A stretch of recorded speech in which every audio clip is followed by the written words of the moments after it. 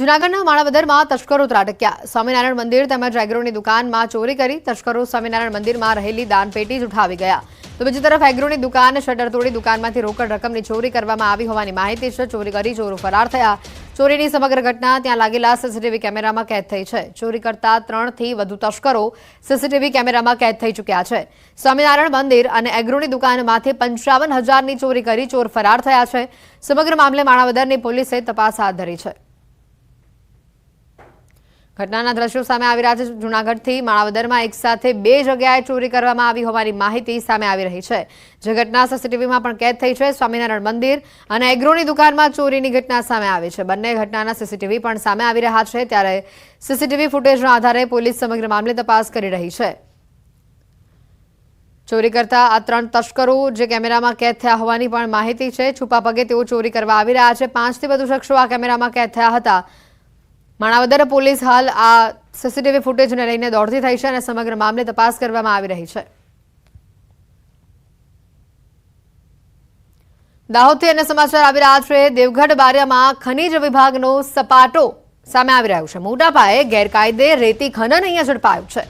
1 કરોડથી વધુનો મુદ્દામાલ જપ્ત કર્યાની આશંકા સેવાઈ રહી છે। સ્થાનિક પોલીસને સાથે રાખી મુદ્દામાલ કબજે કરવામાં આવ્યો।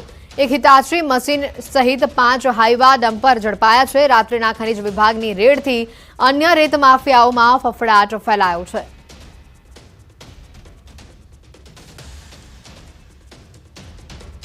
રાજકોટના ગોંડલ યાર્ડ ખાતે આજે મહાસંમેલન યોજાશે। ગુજરાત રાજ્ય એડિબલ ઓઇલ અને સીડ એસોસિએશન દ્વારા આ સંમેલન યોજવામાં આવનાર છે। સંમેલનમાં ખાદ્યતેલના વેપારીઓ માટે આયાત અને નિકાસની પોલિસીને ધ્યાનમાં રાખીને ચર્ચા કરવામાં આવશે। ખાદ્યતેલ અને તેલીબિયાની સાથે સંકળાયેલા વેપારીઓ આ સંમેલનમાં ઉપસ્થિત રહેશે। રાજકોટ જિલ્લા ભાજપ પ્રમુખ અલ્પેશ ઢોલરિયાની આગેવાનીમાં આ મહાસંમેલન બોલાવવામાં આવ્યું છે। બેઠકમાં વેપારીઓના વિવિધ પ્રશ્નોની ચર્ચા પણ કરવામાં આવશે।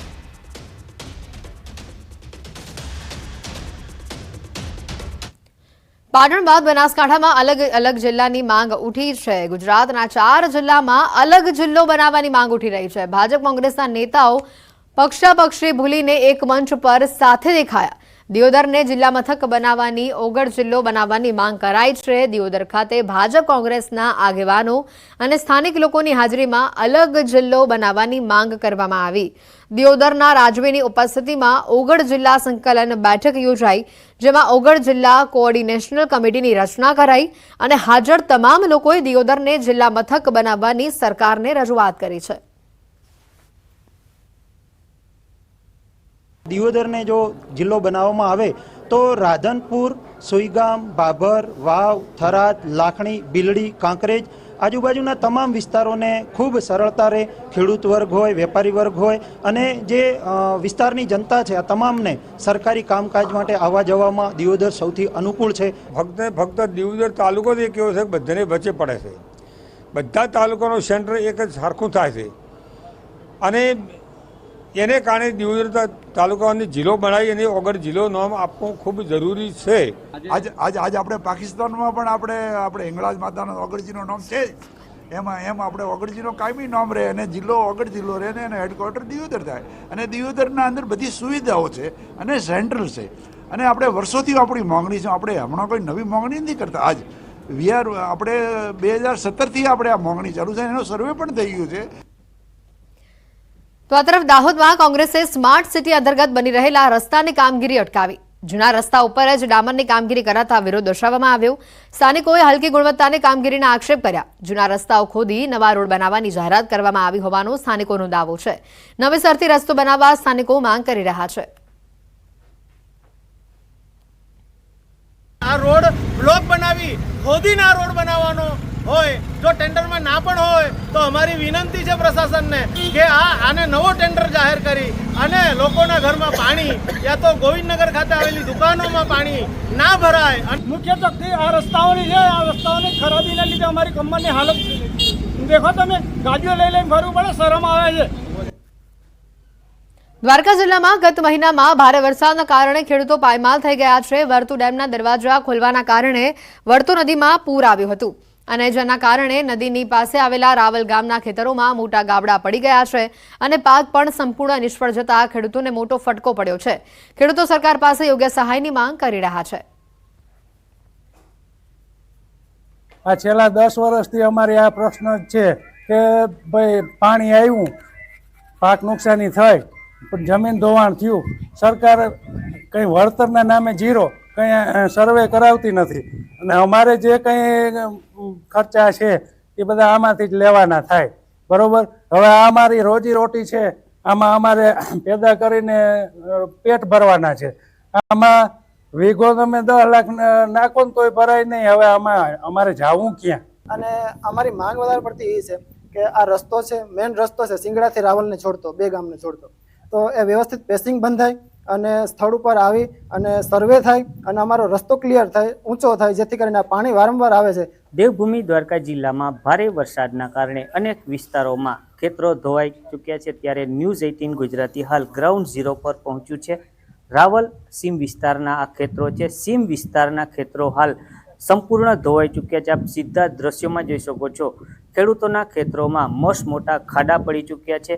આ ખાડામાં ખેડૂતો જણાવી રહ્યા છે કે માટી ભરવા માટે લાખો રૂપિયાનો ખર્ચો આવે તેવું હાલ ખેડૂતો જણાવી રહ્યા છે. મોટા પાયે ખેડૂતોને ધોવાણ થઈ ચૂક્યું છે. ત્યારે રાવલ સીમ વિસ્તારના ખેડૂતોની હાલ એક જ માંગ છે કે ખેડૂતોને વિશેષ પેકેજ સરકાર જાહેર કરે તો ખેડૂતોને આર્થિક મુશ્કેલીનો સામનો વેઠવો ન પડે. મુકુંદ મોકરિયા, ન્યૂઝ 18 ગુજરાતી, દેવભૂમિ દ્વારકા.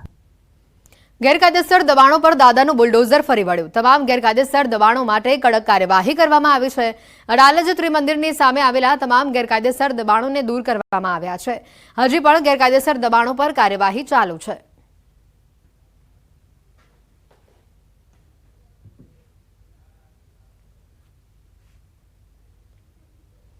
સમાચારોમાં હાલ રોકાઈશું એક બ્રેક માટે.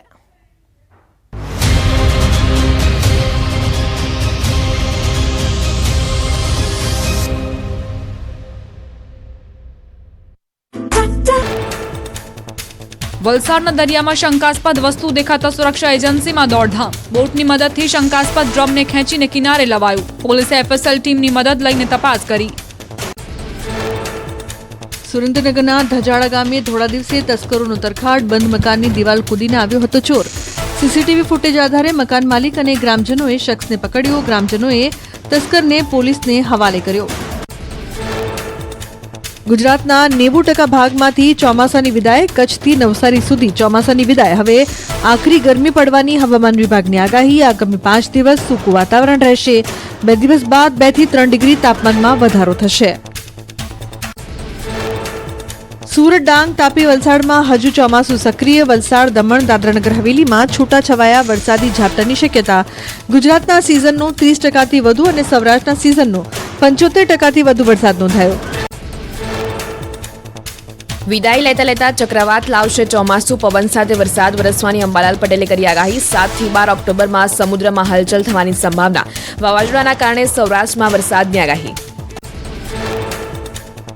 રાજ્યના કેટલાક ભાગોમાં હવામાનમાં આવશે પલટો. 7 થી 12 ઓક્ટોબર સુધી દક્ષિણ ગુજરાત અને દક્ષિણ સૌરાષ્ટ્રમાં હળવો વરસાદ થવાની સંભાવના.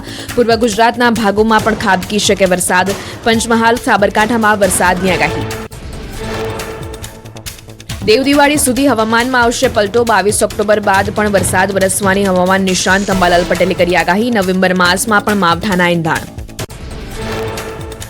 5 દિવસથી નર્મદા ડેમ સતત મહત્તમ સપાટીએ. હાલ નર્મદા ડેમ 100% ભરાયેલો. ઉપરવાસમાંથી પાણીની આવક થતા ડેમનો એક દરવાજો 0.60 મીટર ખુલ્લો. નર્મદા ડેમ 2 વર્ષ સુધી ગુજરાતની સિંચાઈ અને પાણી આપવામાં સક્ષમ. ભારે વરસાદ બાદ મધ્યપ્રદેશના દમોહમાં ધોધ સક્રિય થયો. લીલીછમ વનરાજી વચ્ચે રહેતા નયનરમ્ય ધોધના આકાશી દ્રશ્યો સામે આવ્યા. બ્યુટી ઓફ નિદન તરીકે જાણીતા આ ધોધને જોવા દૂર દૂરથી આવે છે પ્રવાસીઓ.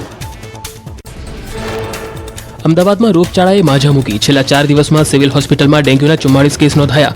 અસારવા સિવિલ હોસ્પિટલમાં દર્દીઓની લાઈનો લાગી. શરદી, ખાંસી, વાયરલ ચિકનગુનિયા તેમજ ડેન્ગ્યુના કેસમાં સતત વધારો. રાજકોટમાં રોગચાળાનો રાફડો ફાટ્યો. બેવડી ઋતુના કારણે પાણીજન્ય અને મચ્છરજન્ય રોગચાળો બેકાબુ બન્યો. શરદી, ખાંસી, વાયરલ ચિકનગુનિયા તેમજ ડેન્ગ્યુના કેસમાં સતત વધારો. વડોદરામાં પણ વખરે રોગચાળો. હોસ્પિટલોમાં દર્દીઓની લાંબી કતારો લાગી. ડેન્ગ્યુ, મેલેરિયા, વાયરલ ઇન્ફેક્શનના કેસમાં સતત વધારો. આરોગ્ય વિભાગે લોકોને સ્વચ્છતા જાળવવા અને સાવચેત રહેવા આપી સૂચના. ખેલૈયાઓને પણ ભૂખ્યા પેટે ગરબા ન રમવા કરી અપીલ. સુરેન્દ્રનગરના થાનમાં 12 વર્ષના બાળકનું ડેન્ગ્યુથી મોત, 5 દિવસથી સારવાર દરમિયાન મોત. અમદાવાદ સિવિલ હોસ્પિટલમાં સારવાર દરમિયાન બાળકનું મોત. મા આદ્યશક્તિની આરાધનાના પર્વ નવરાત્રી પર સ્વામિનારાયણ સંપ્રદાયના એક સ્વામીનો બફાટ. સ્વામીએ નવરાત્રીને લવરાત્રી ગણાવી. સ્વામી અનુપમ સ્વરૂપ સ્વામી નામના સંતનો એક વિડીયો થયો વાયરલ. સ્વામીએ નવરાત્રીને 9 દિવસનો નાઇટ ફેશન શો ગણાવ્યો. કહ્યું, નવરાત્રી વાસનાના પૂજારીઓના દિવસો આવ્યા. નવરાત્રીએ દીકરીઓને બગાડવાનું જાહેર આમંત્રણ હોવાનું પણ જણાવ્યું.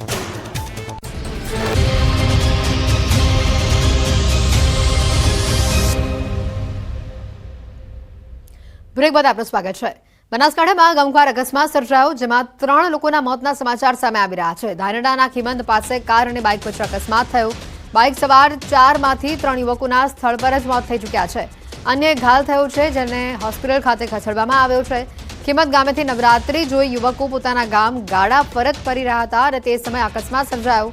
અકસ્માતમાં બાઇક અને ફોર્ચ્યુનરના પૂરજા ઉડી ગયા હોવાના દ્રશ્યો સામે આવી રહ્યા છે. અકસ્માત બાદ ફોર્ચ્યુનરનો ગાડી ચાલક ગાડી મૂકી ત્યાંથી ફરાર થયો છે. અકસ્માતને લઈને પાંથાવાડા પોલીસે મૃતકોના મૃતદેહને પીએમ માટે ખસેડ્યા છે.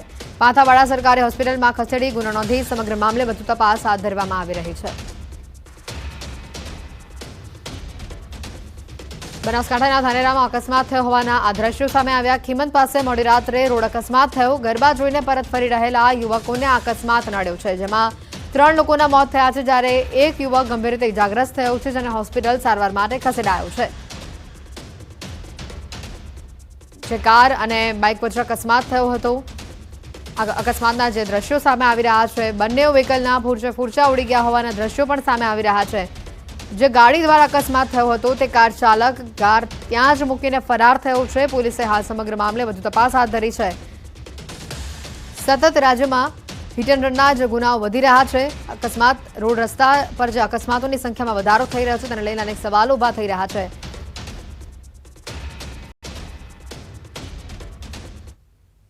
અને હવે વાત કરીશું નવલા નોરતાની.